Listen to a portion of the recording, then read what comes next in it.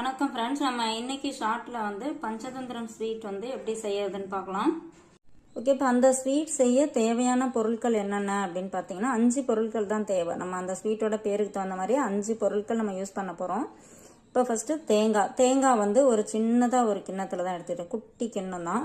அதில் 2 பங்கு ரவை எடுத்துக்கிட்டேன். அந்த ரவை எவ்வளோ எடுத்துக்கிட்டோமோ அதில் 2 பங்கு அளவு நெய்யோட அளவில் 2 பங்கு சர்க்கரையோட அளவில் 2 பங்கு பால். இதுதான் மெஷர்மெண்ட். இந்த அளவு எடுத்துக்கிட்டு இதை எல்லாத்தையும் ஒரு பாத்திரத்தில் ஒன்றாவே கலந்து ஊற்றிக்கணும். ஊற்றி இந்த மாதிரி அடுப்பில் வச்சு நம்ம கைவிடாமல் கிண்டிக்கிட்டே இருக்கணும். பிகினர்ஸ் கூட இதை செய்யலாம். இது வரைக்கும் எனக்கு எந்த ஸ்வீட்டுமே ஒரு சமையலே தெரியாது அப்படின்னா கூட சின்ன பிள்ளைங்க கூட இதை செஞ்சு பார்க்கலாம். இப்போ பாருங்கள், நான் இதில் அடுப்பில் வச்சு கரெக்டாக 10 மினிட்ஸ் ஆகுது. எப்படி அப்படியே சுருண்டு வருது பாருங்கள். இந்த ஸ்டேஜில் நீங்கள் ஆஃப் பண்ணிடலாம்.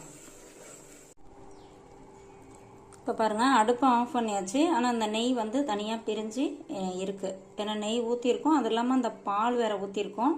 அதனால் இந்த மாதிரி இருக்குது. இதை ஒரு பவுலில் மாற்றிக்கலாம். ஓகே, இப்போ நம்மளோட பஞ்சதந்திரம் ஸ்வீட் ரெடி ஆயிடுச்சு. இதில் ஏலக்காவோ இல்லை ஃபுட் கலரோ எதுவுமே நம்ம சேர்க்க வேண்டியதில்லை.